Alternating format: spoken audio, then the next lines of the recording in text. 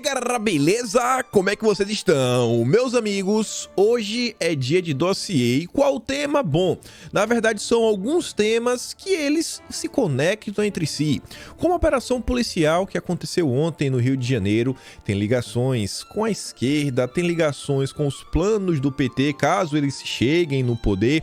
E inclusive, notícia de ontem, sabe aquela história de uma nova constituinte, uma nova constituição? Pois bem, matéria nova, e agora os petistas já possuem um dia para um ato em defesa de uma nova Constituição do Brasil, agora já em julho. Então, como isso, a operação policial e algumas notícias que envolvem Foro de São Paulo, América Latina, até assim as Américas como todo, isso envolve Bolsonaro e o convite que ele recebeu no dia de ontem, como tudo isso se junta e deságua nas eleições de outubro de 2022, que na verdade teremos aí o grande embate entre a direita e a esquerda que vai selar o destino do Brasil. Qual caminho os brasileiros querem seguir a partir de janeiro de 2023? Então, sobre isso tem muita coisa pra gente comentar. Eu já vou abrir com essa questão da operação policial no Rio de Janeiro. Tem muita coisa mesmo pra gente comentar, desde a operação em si, a reação da imprensa, a reação da esquerda, a reação do judiciário, coisas interessantes também sobre o judiciário. Depois falar um pouco de narrativas e aí já começamos a engatear no tema da esquerda, falar do Lula, história da Constituição. O Haddad ontem também apareceu aí na Veja com uma fala muito esquisita, até fazendo um certo aceno pro Sérgio Moro. E depois falando das questões aí internacionais, a questão de Bolsonaro e o convite é importantíssimo, temos que falar. E aí, se der tempo, no final do vídeo, falamos da turminha da lacração. E vamos começar aqui só com duas notícias bem rápidas, né? Notícias positivas sobre o nosso Brasilzão. A primeira delas, intenção de consumo em maio sobre 4,4% ante abril e atinge maior patamar em 2 anos. Graças a Deus, a população aí, né, tá começando a respirar um pouquinho. Rafael Balboa fala, analistas sejam promovidos, revisem Europa, Estados Unidos para baixo, revisem Brasil para cima. Me agradeçam depois. E olha essa notícia aqui. Na verdade, não é uma notícia, isso aqui é um anúncio muito interessante.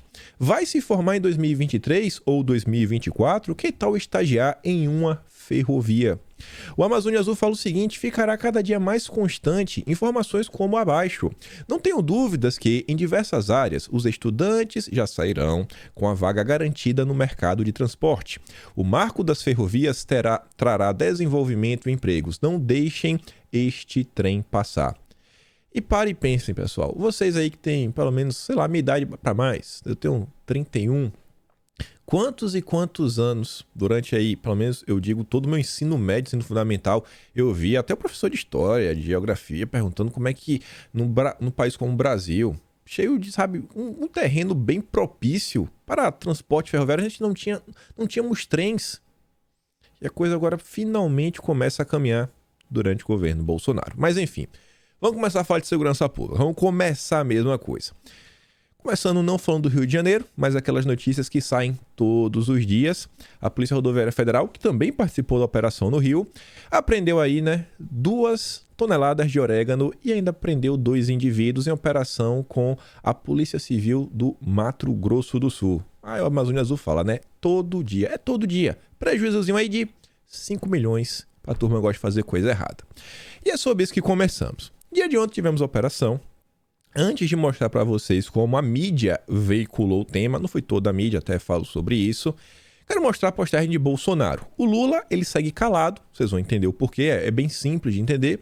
E o nosso presidente falou o seguinte, parabéns aos guerreiros do BOPE, da PM do Rio de Janeiro, que neutralizaram pelo menos 20 marginais ligados ao narcotráfico em confronto, após serem atacados a tiros durante a operação contra líderes da facção criminosa. Tem vídeos na internet onde o helicóptero blindado das forças de segurança do Rio de Janeiro estava sendo basicamente assim, né, de tiro a alvo. Graças a Deus era um helicóptero blindado, mas vítima era só guarda-chuvas e furadeiras. A ação contou com o apoio da DRE, Polícia Federal e PRF Brasil. A operação vinha sendo planejada há meses e os agentes de segurança monitoravam os passos de chefões do tráfico com o objetivo de prendê-los fora da comunidade. O que não foi possível devido ao ataque da facção, fazendo-se necessário o uso da força para conter as ações. Para se ter ideia do grau de violência dos bandidos, parte dos alvos da operação foram responsáveis por tirar a vida de 13 agentes de segurança pública somente em 2022. Infelizmente, 13 heróis aí perderam suas vidas ao longo só deste ano. Especialistas omitem essas informações com o intuito de demonizar aqueles que arriscam suas vidas por nós. Já está avisando, né, como é que a imprensa noticiou, mas a gente chega lá. A ação integrada resultou ainda na apreensão de grande quantidade de drogas, 13 guarda-chuvas, 4 furadeiras, 12 cupcakes, né, aqueles bolinhos assim pequenininhos, além de recuperar 30 veículos roubados, vários carrões, Porsche no meio. E ele fala o seguinte, presidente: lamentamos pela vítima inocente, bem como pela inversão de valores de parte da mídia que isenta o bandido de quaisquer responsabilidade, seja pela escravidão da droga, seja por aterrorizar famílias, seja por seus crimes cruéis. Boa noite a todos. Isso daqui, eu acho que é o pronunciamento de qualquer político mais à direita. Eu acho que Bolsonaro fala em nome da maioria. Acho que a maioria dos políticos do campo da direita pensam dessa forma. E o Lula? O Lula ficou calado. O Lula recentemente falou que policial não era agente. A imprensa noticiou como uma gafe. O silêncio do Lula é porque ele não vai parabenizar a polícia. E nesse momento ele criticar a ação iria pegar mal. Ele que tenta alcançar um voo, né, voar mais para o centro, deixar de ser o candidato da esquerda. Mas como Bolsonaro falou, temos os nossos especialistas. Lá vem um Globo. Especialistas em segurança pública criticam a operação policial na Vila Cruzeiro. Sempre os especialistas criticando. Coitadinho, né? Realmente. Não podemos ir atrás dos chefões. Não podemos combater, né, os narcotraficantes do Brasil. Da forma que é bem complicado, você tem que chegar lá com, sei lá, com flores. Marcelo Freixo reclamou bastante. Vamos continuar. Quem perdeu a mão, eu ia usar outro termo aqui, foi a Mônica Bergamo. Assim, Mônica Bergamo, ela é bem conhecida pela sua relação com o PT, mais especificamente, não só com a esquerda, mas com o PT. Espero que você não... Pense na internet. Mônica Bergamo, PT... Coloca até José Disseu também, você acaba até descobrindo algumas coisas bem interessantes. Enfim, a Mônica Bergamo pergunta o seguinte: chacina? Massacre? Como definir o completo absurdo? Não há palavras, apenas cadáveres? Não sei, algumas pessoas mais à direita classificaram como um ato de heroísmo das forças policiais. Ela volta: massacre? Entidades pedem cessar-fogo no Rio, não é a Ucrânia, para a retirada de feridos, para que cesse, segundo elas, a barbárie. Familiares desesperados buscam as vítimas da sociedade. Não teve nenhum jornalista falando sobre, por exemplo, o helicóptero que vinha sendo alvejado. Ela não para, ela surtou. Massacre no Rio. Operação é a terceira mais letal da história recente do Estado. E ainda falo, massacre no Rio. Essa daqui...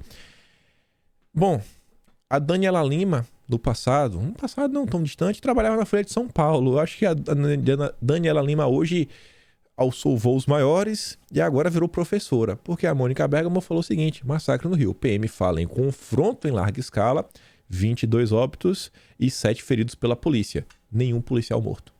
Nenhum policial. Você deve lembrar das falas da operação, acho que foi do Jacarezinho, acho que foi 23 óbitos também, que a Daniela Lima soltou essa, né? Que nenhum policial, né? Os policiais, ninguém morreu. Bom, vamos continuar. Se por parte da imprensa, que tá ligada à esquerda, eu acho que vocês já estão vendo opiniões que vocês discordam e muito, o que falar dos políticos da esquerda? A turma do Lula. O partido do vice-presidente do Lula, o partido do Geraldo Alckmin, o PSB, o partido do Carlos Siqueira, se movimentou, porque eles não aceitam. Isso é um absurdo o que está acontecendo. E o G1 noticia isso.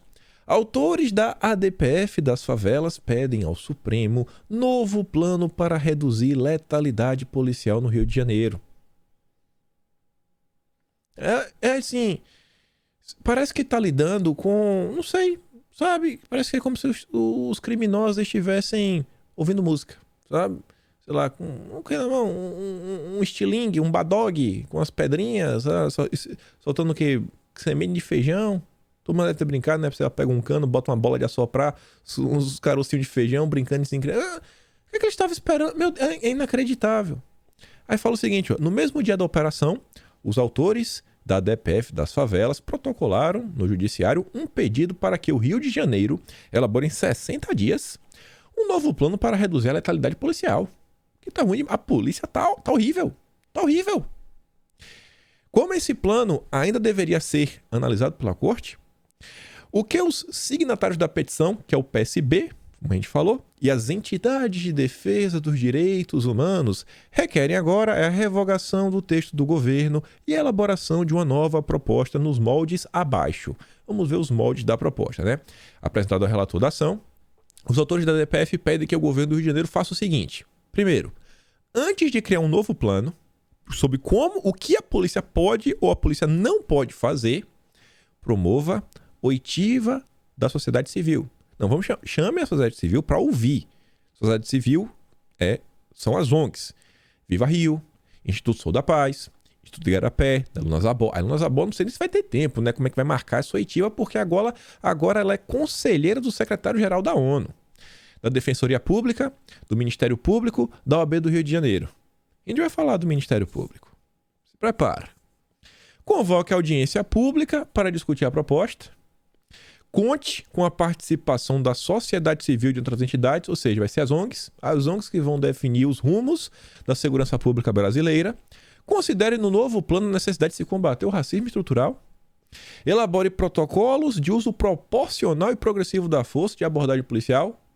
Assim, se você está no helicóptero, estão lhe alvejando com arsenal militar, você só pode tocar a música do Beatles, Imagine, 3 vezes, porque a quarta já está muito ofensivo. Só pode tocar 3 vezes Imagine. A quarta você pode tocar Anitta, se você quiser.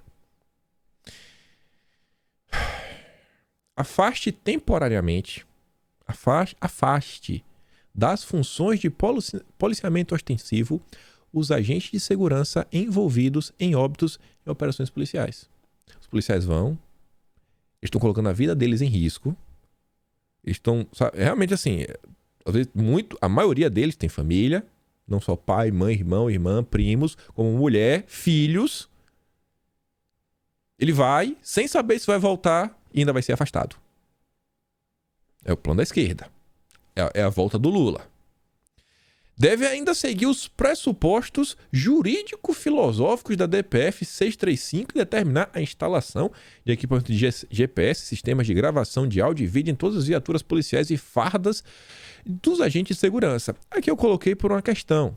Até filmar, sei lá, em determinado momento eu entendo.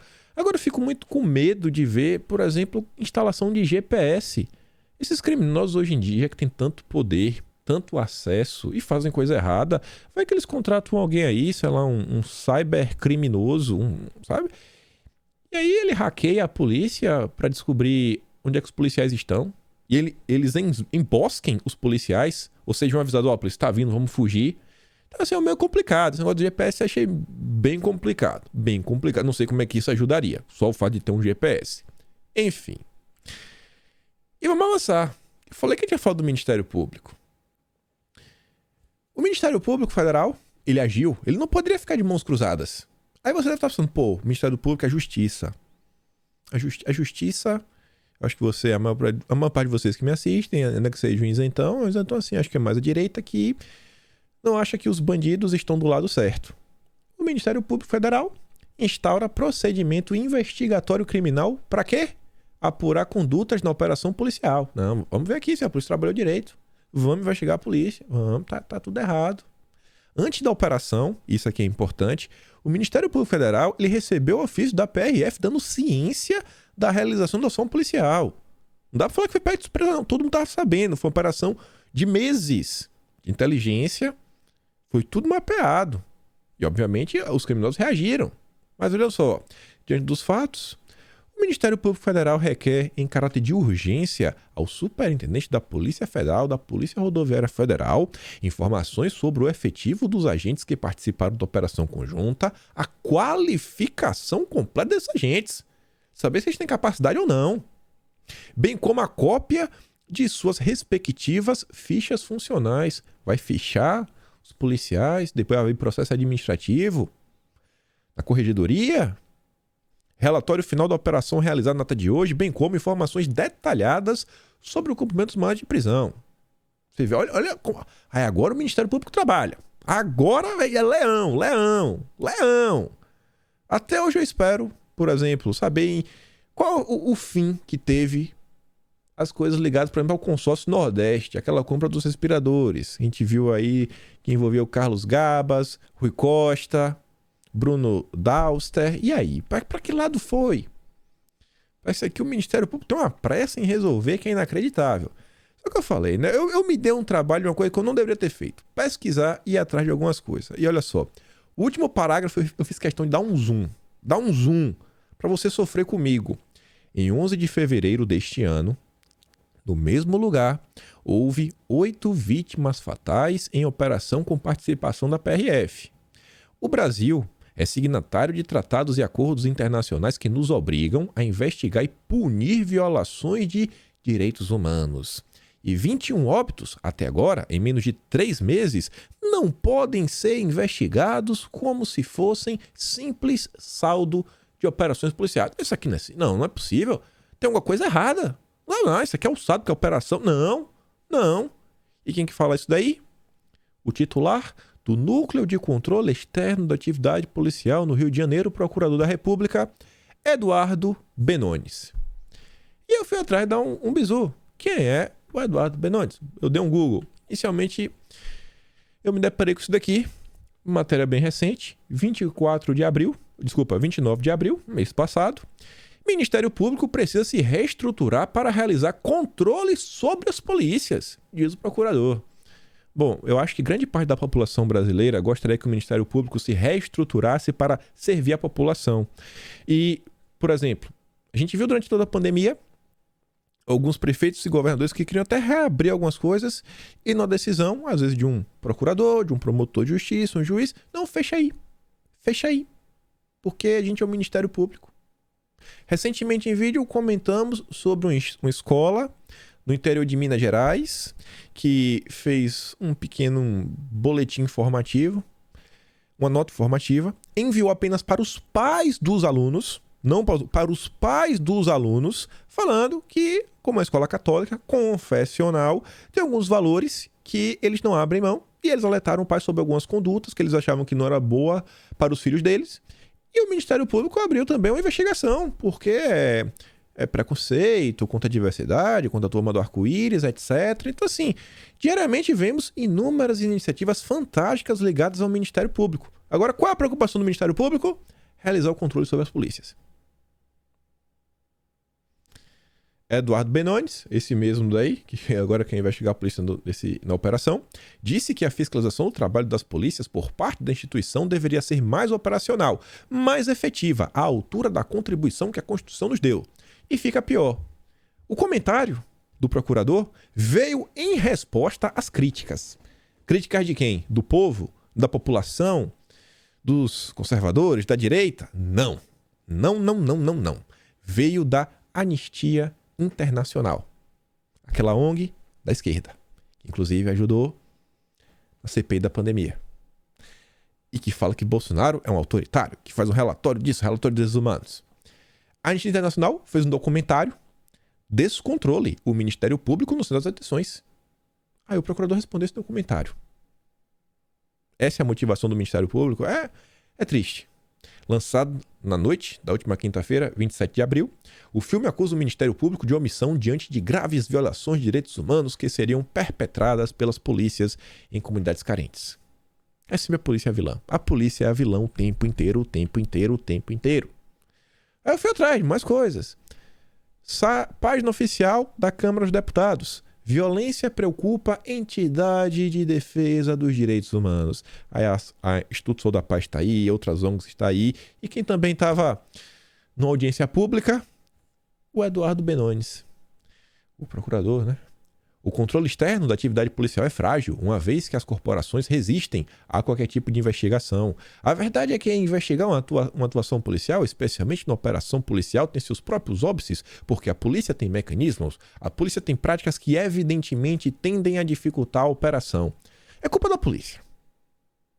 culpa é da polícia. A culpa é da polícia. Errado é a polícia. E não para por aí. Ele também protagonizou, esse mesmo procurador, 15 de novembro de 2018. Policiais que abaterem pessoas, né? Que tiverem com guarda-chuva na mão, não deixarão de ser investigados, diz procurador. Vocês lembram quando o Witzel, ele foi eleito, que falou, ó, vê passando com um guarda-chuva na mão, pode sentar o dedo. Pode sentar o dedo. Aí apareceu um procurador falando, epa, não é assim não, viu? Não é assim não, viu? Tem lei aqui, não é assim não, viu? Quem foi que falou? Eduardo Benones. Policiais que executarem sumariamente criminosos portando guarda-chuva, né, o gigante, serão investigados e poderão ser denunciados por crime, ainda que o governador eleito Wilson Witzel autorize o abate. Quem disse daí? O Eduardinho. O procurador investiga homicídios decorrentes de intervenção policial e trabalha pelo aprimoramento da atividade policial e pela prevenção de óbitos de policiais, de óbitos de policiais e praticados por eles.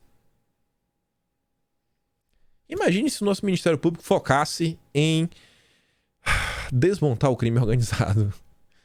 É direitos humanos, mas a gente não pode abrir mão dos direitos humanos. Então aqui, pessoal, acho que vocês podem ver bem o que esperar. O que esperar da esquerda versus a direita. Por quê? Por quê? Deixa eu ver se adianto. Guarda isso daí. Guarda isso daí. Não, eu ia falar uma coisa, mas eu quero mostrar uma notícia pra vocês, que vocês vão entender de forma muito mais clara. Ainda sobre Eduardo, aqui já tá puxando mais pra direita, enfim, né?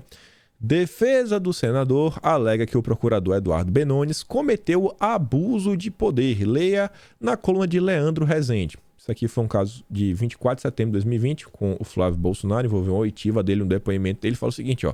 Em reação ao pedido feito pelo Ministério Público Federal, a defesa de Flávio Bolsonaro alegou que o procurador Eduardo Benones, responsável pela investigação do vazamento, cometeu abuso de autoridade, por não ter atribuição para convocar um senador para participar de uma acareação e que a data do encontro deveria ter respeitado a prerrogativa do senador de escolher data e local. Aí falava, teve problemas também isso daí. E o Ministério Público Federal da 2ª Região, através do procurador Eduardo Benones, né? Olha só. MPF abre investigação para apurar suposto vazamento da Polícia Federal na Operação Furna da Onça. Ao justificar esse desarquivamento, estava arquivado, vamos desarquivar, o Eduardo Benones, ele argumentou o seguinte: há notícias de novas provas que demandam atividade investigatória. Quais são as novas provas, as novas notícias? O Paulo Marinho, na época, tinha concedido uma entrevista para a Folha de São Paulo, onde ele mudou tudo que ele falou no passado. Isso na época eu fiz até um dossiê. Então, assim, aqui eu cheguei. A gente volta lá à história da esquerda e da direita, para dar um exemplo bem prático. No dia de ontem também, aqui não tem nada a ver com operação, o Aras apareceu nos holofotes. Aras diz que colega não é digno de respeito e parte para cima dele em sessão do Conselho do Ministério Público. Os bastidores da briga de Aras em sessão do Conselho do Ministério Público. Aí falava, o procurador-geral estava frustrado e contrariado com derrotas sucessivas na composição das câmaras de coordenação e revisão do Ministério Público Federal. E o que eu quero falar da esquerda e direita é o seguinte: o presidente da República, ele não só tem um alinhamento, tem um poder de portarias, um poder de nomear o ministro da Justiça, quem sabe até desmembrar o ministro da Justiça e Segurança Pública. O Lula tem tudo para fazer isso, né? Faz mais e mais ministérios, como era no passado, aumentar até o custo operacional. Ele tem um poder disso tudo, sabe? MPs, tem toda a pressão que pode fazer no legislativo para mudanças profundas, como as coisas funcionam no Brasil, e o PT já está fazendo nova Constituição. Mas o presidente da República, ele também nomeia pessoas para o judiciário. E o Aras aqui é um exemplo. Você acha que o Aras estava brigando por várias razões, né? Óbvio. Mas eu acho que ao longo aí desses quase... O Aras chegou ali no final de 2019, mas é agosto. Então, 2020, 2021, 2022. Vai fazer o que agora? Completar uns 3 anos. Então, assim, na verdade, 2019 para 2020, 2020 para 2021, 2021 para 2020. 3 anos. Então, você acha que o Aras não tá dos piores, né? O presidente da República indica o PGR. O presidente da República também indica ministro das outras cortes. Inclusive aqui julgou a DPF, que proibiu por certa hora, né, as operações policiais em favelas. Toda aquela confusão. Diferença clara, esquerda e direita. Isso aqui estará sendo decidido nas urnas em outubro, a nível federal. Vamos continuar. Enquanto Tava lá os especialistas, Mônica Bergamo, o PSB, o partido do vice do Lula, recorrendo. O que é que Bolsonaro estava fazendo ontem? Antes da operação pintar aí na imprensa, 7 horas da manhã. Não tinha nada acontecendo. Ninguém estava comentando nada sobre o tema ainda.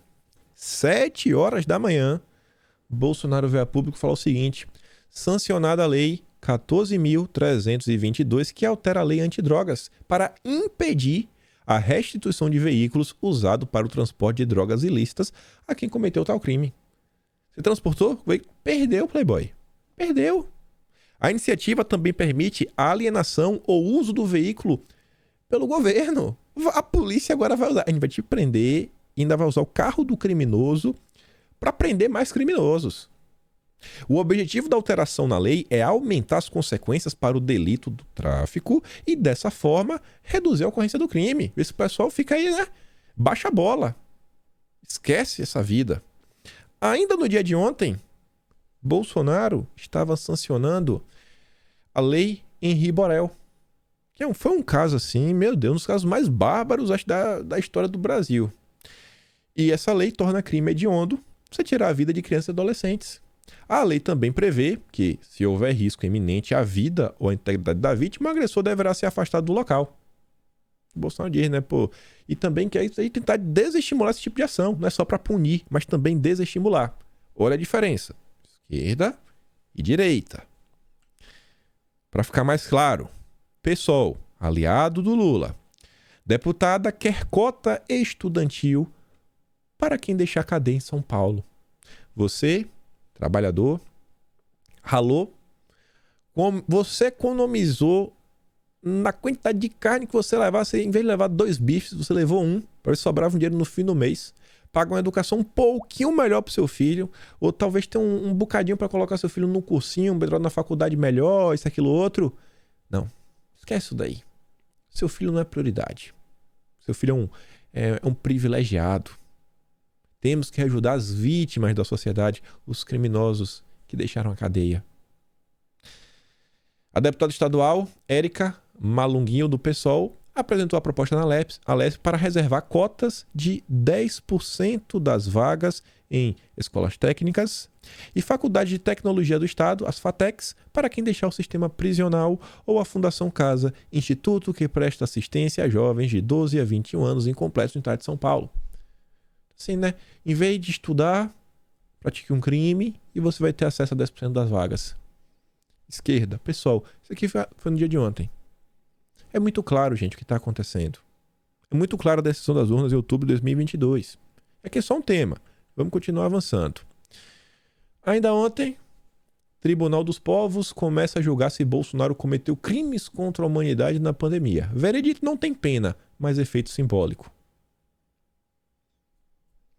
É a algazarra da esquerda. Vale de tudo na criação de narrativas. E para a gente fechar narrativas e entrar em mais narrativas, falando de imprensa, a gente falar mais do PT mais a fundo, olha só esse vídeo. Eu digo que a ruptura da Globo na questão de cuidado com notícia, na minha opinião, é quando a Globo sugere que o presidente Bolsonaro liberou o acesso do condomínio ao assassino da Marielle. Né? Aquela matéria lá. Camarada. Aquela matéria foi... uma matéria de 9 minutos. Uma vergonha. 9 minutos o William Bonner dizendo que a polícia civil investigava tal. O Bolsonaro era suspeito de participar da morte. No final, o William Bonner disse, e nós checamos e o Bolsonaro estava em Brasília. Sim. Caralho, foi 9 minutos e 10 segundos no finalzinho. E nós checamos e o Bolsonaro... E foi pra novela. E foi pra novela. Eu tava vendo ao vivo isso aí. A coisa mais... Assim, eu tenho amigos da Globo que são anti-Bolsonaro, que odeiam o Bolsonaro, que me mandaram um zap. É que eu não posso apresentar esse zap aqui por questão de lealdade desses caras, né?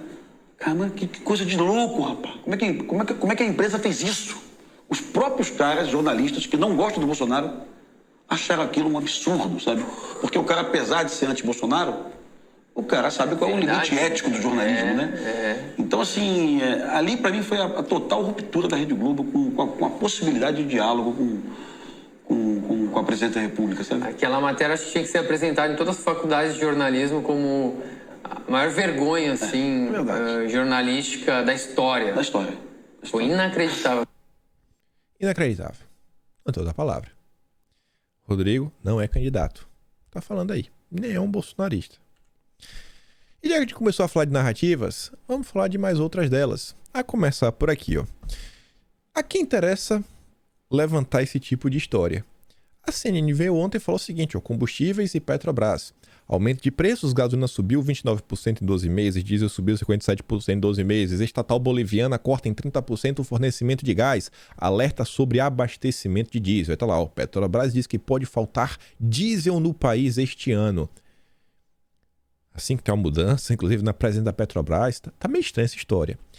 E a Amazônia Azul, mais uma vez aqui no vídeo, né, fala o seguinte, considerações sobre a notícia abaixo. Primeiro, diretores da Petrobras estão passando informações estratégicas da empresa? Segundo, informação errada. O transporte da soja é no primeiro e segundo trimestre e não o terceiro confirmado pelo... E aí coloca lá o perfil. Falta de diesel no mercado internacional. E ele fala o seguinte... Agora veja de onde veio a informação da falta de diesel na reportagem abaixo. Troque Federação Única dos Petroleiros, uma espécie de sindicato, por diretores da Petrobras, dando um tom de credibilidade na informação, misture erroneamente demanda de transporte de soja no terceiro trimestre e a narrativa nasce. Eu não vou dar play, não vi na CNN, mas estão falando o seguinte, que a gente pode ter uma falta de diesel, porque no terceiro trimestre deste ano vai ter uma alta na logística, por causa da safra de soja, disso, aquilo, outro, isso daí pode comprometer, a gente vai ter um aumento na demanda de diesel e não vai conseguir fornecer. Então pode ter uma falta, pode ter um desabastecimento. Aí traz a notícia, começou aqui, ó. Petroleiros alertam para risco de desabastecimento de diesel no mercado. A Federação Única dos Petroleiros alertou nesta terça que o Brasil corre risco de desabastecimento de óleo diesel no início do segundo semestre deste ano, em função da prevista escassez de oferta no mercado internacional e do baixo nível dos estoques mundiais. Será que isso aqui realmente faz algum sentido? E para complementar, o SLE Farms fala o seguinte: silêncio jornalista, criando narrativa para pegar trouxa que ainda acredita nele. O auge do frete da soja no Brasil acontece entre fevereiro e março até maio e junho, ou seja, final do primeiro até o segundo trimestre, conforme informado pela excelente conta de logística da Amazônia Azul. Ele coloca aqui um gráfico, você vê, né? A evolução aqui do soja e do milho. O pico da soja vai até aqui assim, ó, junho. Depois disso aqui começa a ter uma queda. Então não faz sentido a tal Daniel de junto. Atenção, Petrobras alertou o governo que pode faltar diesel no auge do transporte de soja, tentando desestabilizar ainda mais o mercado interno e a questão que envolve os combustíveis, falando que no terceiro trimestre ter alta da soja.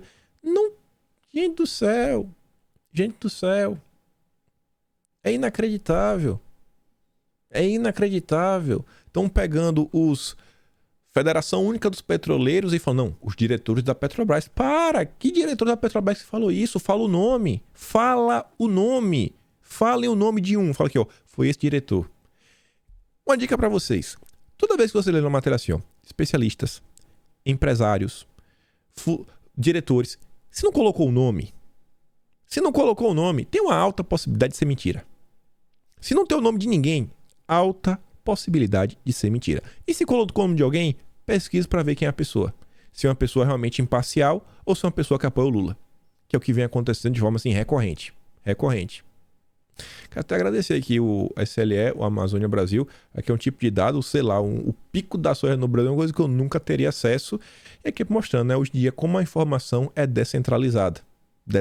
É por isso que eles querem calar as redes sociais, né? Que se depende da imprensa, a gente não quer saber disso daqui.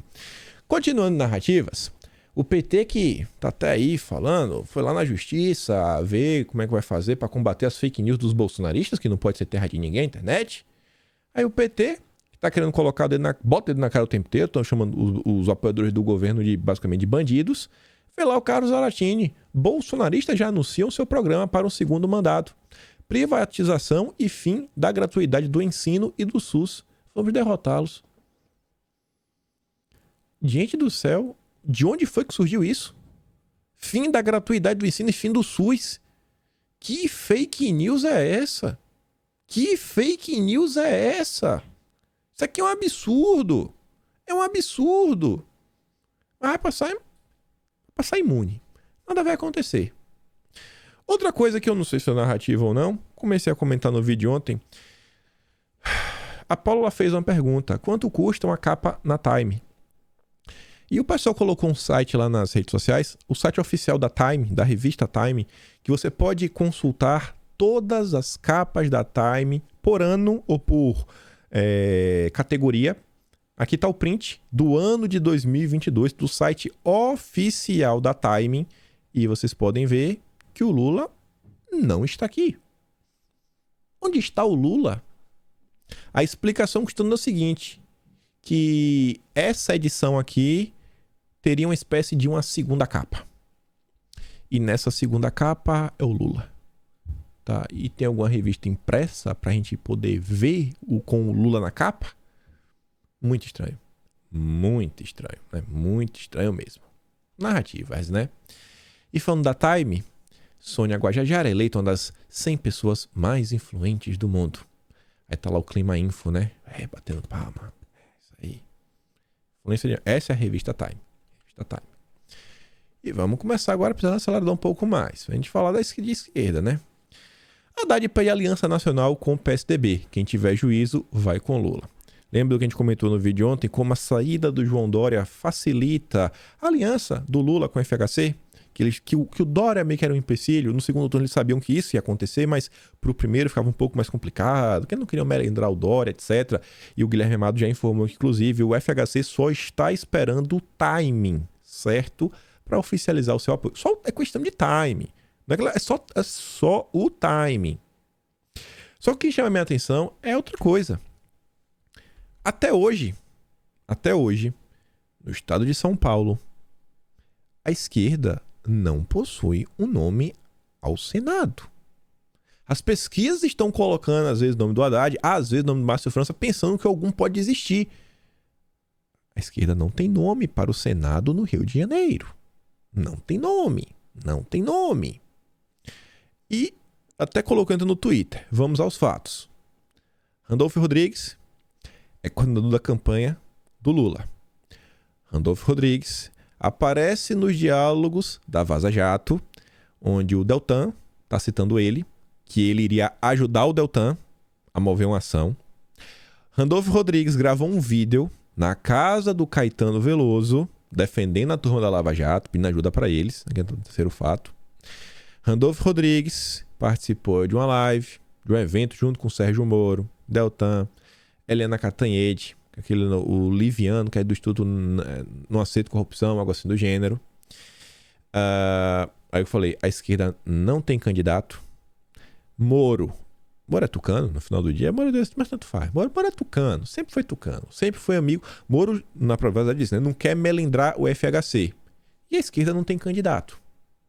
A partir do momento que o Haddad fala, temos que nos unir com o PSDB. Temos que nos unir no PSDB. E a gente sabe que o candidato do PSDB em São Paulo, para o Senado, vai ser o Moro. Podemos falar que o Haddad está começando a fazer um aceno para o Sérgio Moro. Vocês acham improvável isso? Vocês acham provável? Porque no final do dia, vamos falar a verdade, essa briga entre Moro e Lula só serve para ambos ficarem em destaque na imprensa. Só para isso. Mas vamos continuar. Aí vejam só. Lulinha vem... Nele não, né? Na verdade, os petistas no Rio querem que ele escreva uma carta para os evangélicos, para tentar conseguir mais apoio do setor. O Lula está tão bem que ele precisa remover candidatos. Eu não coloquei aqui em vídeo, mas teve a notícia na Veja que é o seguinte: o PT acha que consegue remover 5 candidatos da disputa no primeiro turno, mas ele é favorito. Ele precisa remover 5 candidatos. Ele é favorito, mas precisa mudar o marqueteiro. Ele é favorito, mas não pode pisar na rua. Ele é favorito e o Alckmin tem que rodar, porque os petistas acho que já bateu no teto. Ele é favorito e tem que deixar de ser de esquerda, vendo a imagem que ele é de centro, mas ele é o favorito. Favoritíssimo. Aí tá lá, fazer uma agenda aí com os evangélicos, etc. E a Sarita trouxe duas noticiazinhas só pra ver, né, que é difícil acreditar que o Lula tem algum respeito pelos cristãos. Aí tá aqui, ó. Lula processou o padre que viralizou ao chamá-lo de maior ladrão do mundo. Bolsonaro critica processo contra pastor da Assembleia de Deus movido pelo PT. Segundo o presidente Bolsonaro, o processo seria uma amostra do governo Lula e seu relacionamento com os cristãos.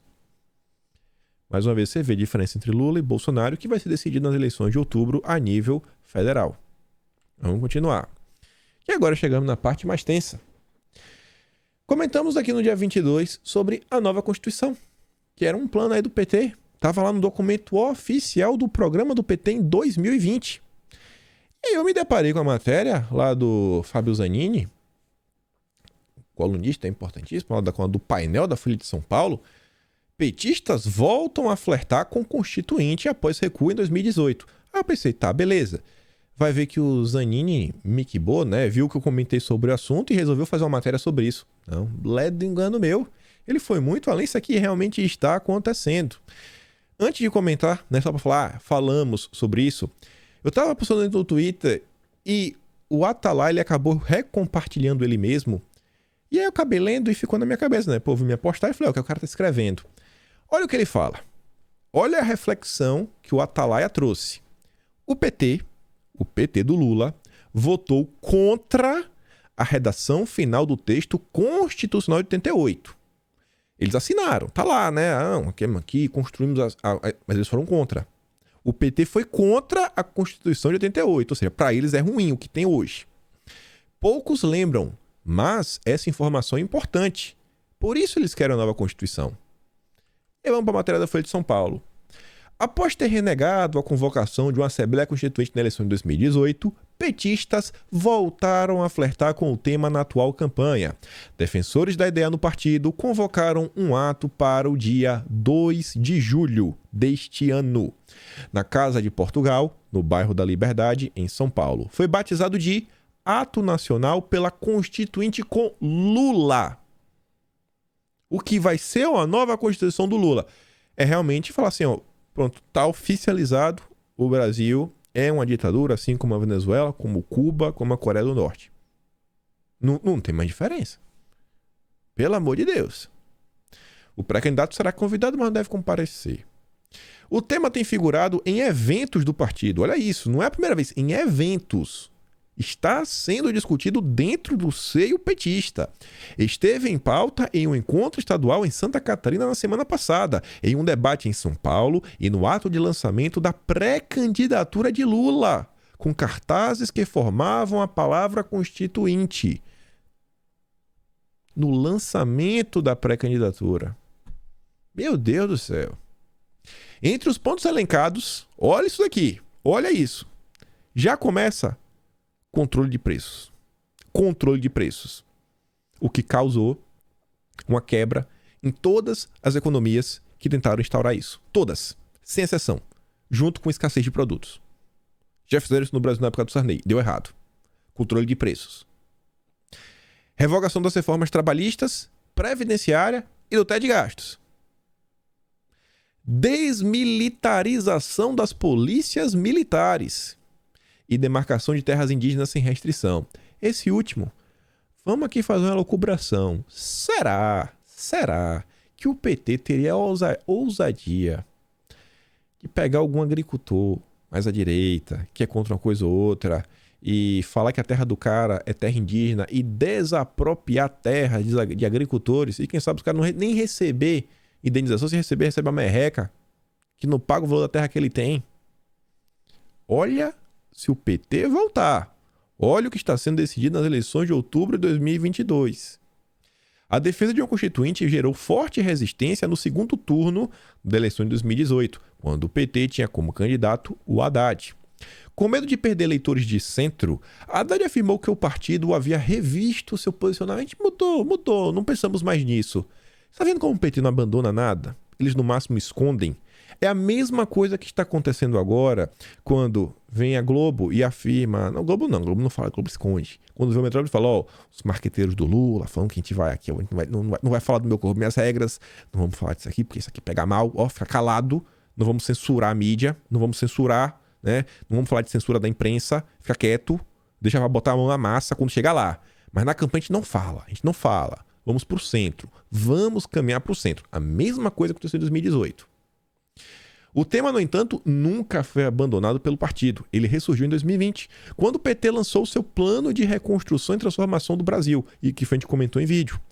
O PT é imprescindível para derrotar o golpismo e convocar uma Assembleia Constituinte soberana. Tá vendo que aqui o Lula chama de soberania nacional? Que ele usou esse termo 26 vezes no lançamento da sua pré-candidatura, que inclusive agora a gente sabe que também rolou esse tema, constituinte. O meio democrático de promover reformas com a legitimidade de um novo governo e Lula inocente. Diz o documento. E no dia de ontem, para não restar nenhuma dúvida, Lula vai em seu Twitter às 9 horas e 28 minutos da manhã, para ninguém ficar, não, Lula não falou isso. Ele falou com todas as letras. Um governo sério não precisa de teto de gastos. Ele está avisando, não vai ter, vai gastar, vai torrar o que tem, o que não tem, em nome do progresso do Brasil. Isso estará nas urnas na hora que você escolher o seu número. Vamos continuar. Sobre eleições, e aqui envolve a esquerda, que eles atuam da mesma maneira, Leonardo Coutinho trouxe essa matéria. Ó. Sem dúvida, matéria não, ele deu RT nesse tweet. Sem dúvida, se o seu candidato vencer, que é o candidato colombiano da esquerda, será uma virada para a democracia e a liberdade na Colômbia. O populismo autoritário antiliberal que vocês promovem deixou um rastro de miséria e opressão, décadas de oportunidades perdidas, onde eles governaram a falta de, sei lá, eu não sei traduzir em espanhol, enfim, décadas de oportunidades perdidas onde vocês têm governado. E esse cara está dando RT em cima do perfil oficial do Foro de São Paulo. O Foro de São Paulo ontem publicou o seguinte, ó: as eleições presidenciais que serão realizadas na Colômbia em 29 de maio são projetadas como um ponto de virada na história desta nação sul-americana. Um cara ligado às Farc é o quê? Um grupo revolucionário, né? Tipo o pessoal aí que foi abatido pela polícia na Operação do Rio de Janeiro. Está sendo apoiado pelo PT. O PT soltou uma carta, junto com outras entidades, outros políticos, a gente comentou em vídeo, tem 2 dias, em apoio ao candidato da esquerda na Colômbia. E falando do termo internacional, e isso aqui é importantíssimo, que complementa isso, complementa a esquerda e agora tem a ver com o Bolsonaro, a Raquel, sobrenome muito difícil, não é porta-voz não, correspondente da Globo lá em Washington. E ela fala o seguinte: Casa Branca considera encontro bilateral de Biden com Bolsonaro às margens da Cúpula das Américas. Bolsonaro aí que é párea internacional, então encontro à parte, não bilateral, só nós dois, só no Brasil e Estados Unidos, porque o momento é necessário. O que foi que aconteceu? E é o nosso próximo tema, que aqui temos uma matéria muito mais completa. A Veja solta um artigo que, do meu perfil, eu falei, cara, quem que tá escrevendo esse artigo? Pelo amor de Deus. Aí eu volto para minha surpresa, redação. Ninguém teve coragem de assinar esse artigo. Governo dos Estados Unidos recorre a Bolsonaro para salvar Cúpula das Américas. O governo dos Estados Unidos enviou ao Brasil nessa terça o Christopher Todd, um enviado especial, de maneira para tentar convencer Bolsonaro a comparecer. Por favor, Bolsonaro, vai lá. Segundo ele, segundo o Todd, Dodd, o Joe Biden estaria disposto a fazer uma reunião bilateral com o Bolsonaro às margens do evento. O objetivo do governo americano é impedir um possível esvaziamento na próxima edição, que irá acontecer em Los Angeles no início de junho.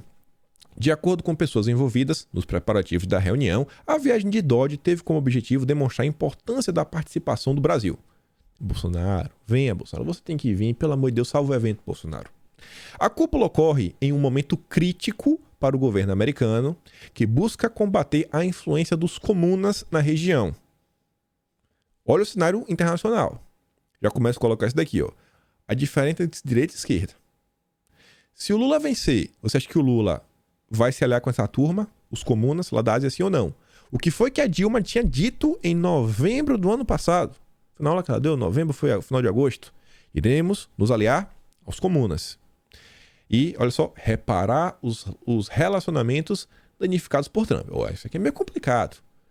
Trump, ele meio que cortou alguns laços com os países que são ditaduras, né? Tipo Nicarágua, Venezuela. Se o Biden está tentando reparar esses laços, é meio complicado. Por isso que eu falei, quem foi que escreveu essa matéria? Com o evento marcado para começar no próximo dia 6, a lista final de convidados ainda não foi fechada. Além de Bolsonaro, Dodd também tenta persuadir o presidente do México, Andrés Manuel López Obrador, a participar. Comentamos o López Obrador, que falou o seguinte, que os conservadores vão para o PI, vão para aquele lugar, para a casa do PI, se eles estão achando ruim que o México vai contratar médicos cubanos. Estão fazendo a mesma coisa. O López Obrador, que é aliado do Lula, Lula foi visitar, é do Foro de São Paulo, ele sinalizou que pretende comparecer, ele vai. O México vai, desde que os Estados Unidos convidem todos os países do continente, o que inclui Cuba, Venezuela e Nicarágua. Pensamento equado por governos, né? Tipo Bolívia, Argentina e outros países que compõem aí, né? Que tem os seus líderes ligados ao Foro de São Paulo. Após 4 anos de governo Trump, com a série de ataques a países da América Latina, tipo a Venezuela do Maduro, né? Era esperado que Biden fizesse um trabalho de recuperação das relações diplomáticas, principalmente devido às suas falas durante a campanha presidencial. No entanto, o que se viu na prática foi pouco ou nenhum movimento direcionado a isso, fazendo com que muitos países recorressem aos comunas para suprir o buraco deixado pelos americanos. Olha agora. Aproveitando desse sentimento, os comunas entraram com força no continente. Entraram como? Entraram do jeitinho que o Dória tentou abrir as portas. Nova Rota da Seda. Desde 2017, 21 dos 35 países do continente americano aderiram à ambiciosa iniciativa do Cinturão e da Rota da Seda. Da Rota da Seda. 4,3 trilhões de dólares que está construindo infraestrutura expandindo acordos comerciais por todo mundo. Só qual é o problema? Pesando a favor dos comunas que esses acordos, embora muitas vezes tenham um alto valor financeiro que os países não consigam pagar, não consta com nenhuma exigência sobre democracia ou corrupção. No final do dia, os países ficam devendo aos comunas. Como é o caso no Sri Lanka, como é o caso de vários países aqui na Ásia Menor. Bolsonaro foi extremamente criticado. A gente gravou um vídeo sobre isso. Sobre como ele jogou água, na verdade areia, né, nos planos da esquerda. A Dilma passou 3 anos, desde 2012, continuando o fundo, que era o Clay Fund.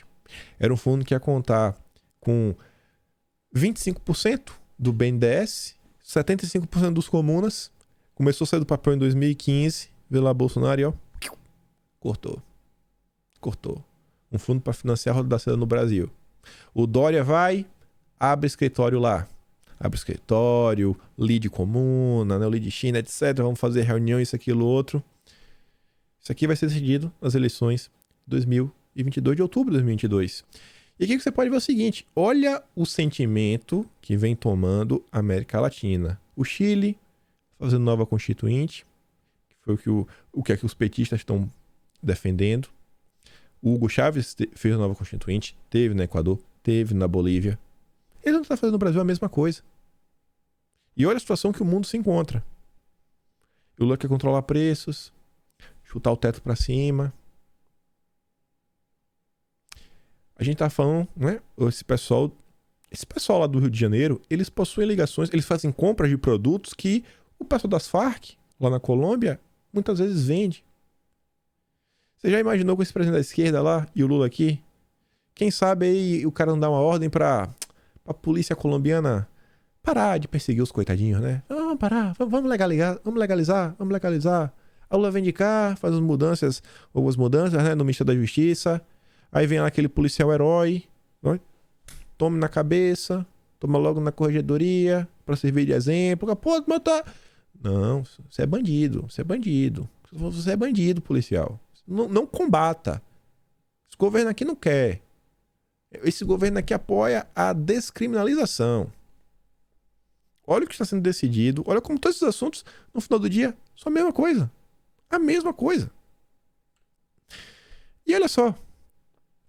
Onde a esquerda coloca a mão, dá errado. Falando em controle de preços, um avião de carga da Força Aérea com 39 toneladas de fórmula infantil pousou em Indiana, nos Estados Unidos, enquanto famílias desesperadas em todo o país esperam que as prateleiras sejam reabastecidas. O prefeito da cidade de Nova York emitiu um estado de emergência para evitar manipulação de preços. Controle de preço. Não vai poder subir com preço.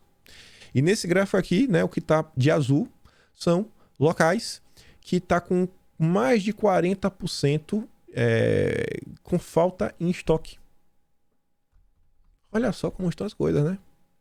Olha, aí você entende por que eles querem tanta proximidade, né? Porque talvez o Brasil possa ajudar a superar essa crise alimentar. Enquanto o Lula está preocupado com demarcação de terra. Pauta ambiental, onde ele estava com a presidente da Bélgica, falando lá de sustentabilidade. E o agro que se exploda. O agro que se exploda. Você vê aqui, ó. Veio da Alemanha. A Europa está tendo que enviar ajuda humanitária aos Estados Unidos porque o BD acabou de ser no Brasil.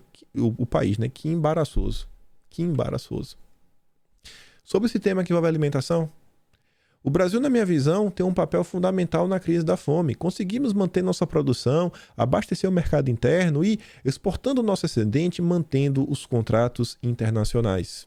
Especialista do Núcleo de Ásia do SEBRI.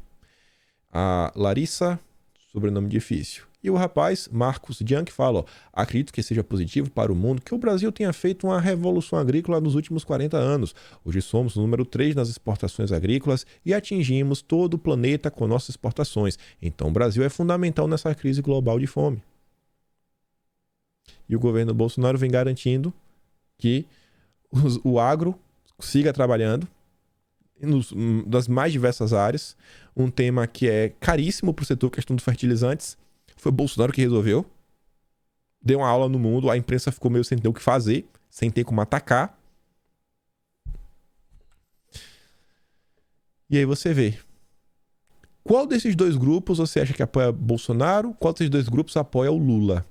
No Senado, ambientalistas e ruralistas travam embate por fertilizantes.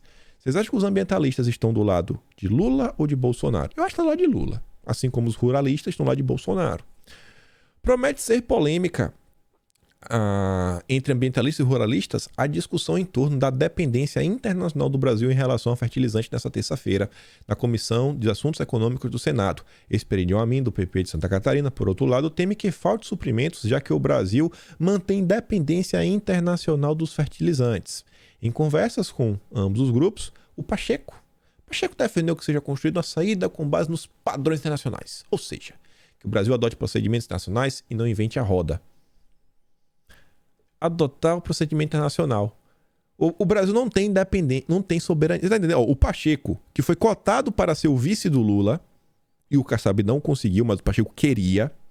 O Pacheco, que é aliado do Lula, o Pacheco ele não pensa na soberania nacional. Não é o que é melhor para o Brasil, mas procedimento internacional. São as regras de compliance da ONU, do OMS, né, da OMC, da Unicef, da ONU. É essa turma que vai determinar o que a gente vai fazer no Brasil. Não é o que é melhor para o nosso agro. Não é o que é melhor para a nossa segurança alimentar, para soberania. Não é. Esse é o Pacheco. Aí você vê mais uma vez. E tudo a mesma coisa. Tiver discussão sobre segurança pública. Você acha que o Pacheco vai decidir de qual forma? Como é que ele vai tocar o barco? A gente viu a questão do homeschooling. A esquerda aí gritando, dando escândalo, e o Pacheco vai fazer de tudo para atrasar, e se der, ele vai derrubar, na canetada que seja. E aí você vê, aliado do Lula, a Argentina, ele foi lá, chamou o Alberto Fernandes de amigo, irmão, bateu foto, a Kirchner é do Foro de São Paulo há muito tempo. Cesta básica subindo acima da inflação, pobreza aumenta na Argentina. A imprensa mal comenta que está na casa do povo. Mas a imprensa, que lá atrás, quando o Alberto Fernandes congelou o preço, fez isso, fez aquilo, todas essas medidas da esquerda que sempre dão errado, bateu palma. Tinha gente que comentava, nossa, como é bom ter um presidente. A gente agora está na crise. Está uma grande crise. Parabéns aos envolvidos. Parabéns. Há um ano das restrições para exportar carne, os preços subiram mais que a inflação e se perderam lá no valor, né, na exportação, e perdeu dinheiro de exportação. Foi fazer controle, não pode exportar, a gente vai controlar, os preços não subiram, os preços aumentaram. O informe revela que comprar produto na Argentina custa 86% mais em que outros países da região.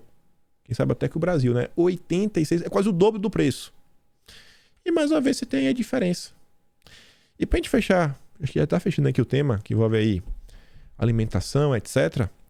Lá em Davos, o presidente do Alibaba Group se vangloria sobre o desenvolvimento de um rastreador de pegada de carbono individual para monitorar o que você compra, o que você come e para onde e como você viaja.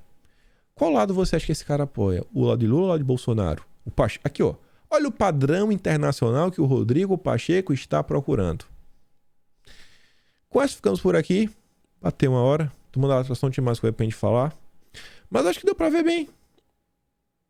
Assim, um retrato, né? Dissecamos aí a direita e a esquerda. A decisão que teremos em outubro de 2022. Isso não é só a nível federal, né? Bolsonaro e Lula. É nas câmaras estaduais, né? A Lesp, a Alerj, a Alba na Bahia, a Câmara Federal, os deputados, 513 deputados que serão eleitos, os 27 senadores, os 27 governadores. Olha o que está em jogo. A gente não está num momento, né, de temperatura, pressão, volume, assim, bem equilibrado. O mundo está passando por uma crise. Será que o Lula vai afundar de vez o Brasil? Ele vai ser o grande salvador da pátria, o superdemocrata que a Rede Globo tenta vender todos os dias, né? Acredita na Globo. Acredita na Globo, não questiona, né? Que talvez é o caminho mais fácil. Enfim, fico por aqui. Corre lá no Telegram, só pega aquele vídeo do ex-comandante do BOPE, falando da operação, né? Como que foi um absurdo que a Globo fez contra Bolsonaro. Tá lá no canal do Telegram, link aqui na descrição. E se gosta do meu trabalho, pode se tornar membro do canal, me apoiar pelo Patreon, link tá na descrição, tem um botão de valeu, mas mais importante de tudo, manda esse vídeo pro teu amigo isentão, aquele cara que ainda não decidiu pra quem ele vai votar. Eu tenho certeza que as informações que estão aqui, cara, não é só, ele não precisa gostar de Bolsonaro, ele só vê, ele só faz comparativo. Lula e Bolsonaro é as opções que temos. Ou até se ele quiser votar nulo. Tem um bom compilado aqui, manda pro isentão, manda. A gente se vê amanhã. Fui, galera.